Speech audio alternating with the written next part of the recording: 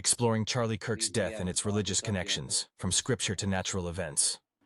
Dude, it did not time this shot like that, but Charlie Kirk was shot at 12:23. So, chapter 12, verse 23 in the Old Testament, I believe it is.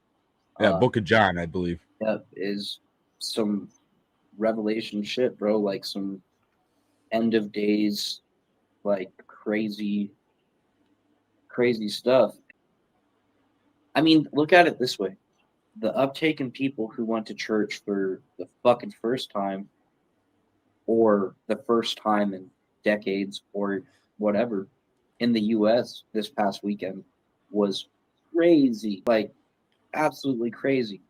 And that just doesn't happen, man. Well, Like, it's the fact that happened, I think, is a solid evidence right there that, I'm not going to share my higher power or whatever, but man, that pushes out to the point of, like, I really do think we are. Book of John, chapter 3, or chapter 12, verse 23. And Jesus answered them, saying, the hour is come that a son of man should be glorified. And then, not to mention the thing you sent me this morning, that a few hours after Charlie's death, there was an earthquake, in Utah. That was the fucking one of the other ones. Yes. Psalms 18:7. Then the earth shook and trembled, and the foundations of the hills moved and were shaken because he was wroth.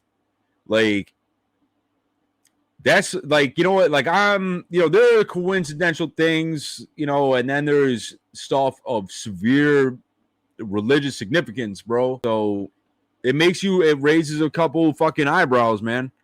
I mean, I personally know several people, that think that Charlie, that God that was speaking directly through Charlie, and I agree with that, to be honest with you, in my own way. And the more I'm starting to agree more and more with it by seeing these things. Like, there's no fucking coincidence, in my opinion.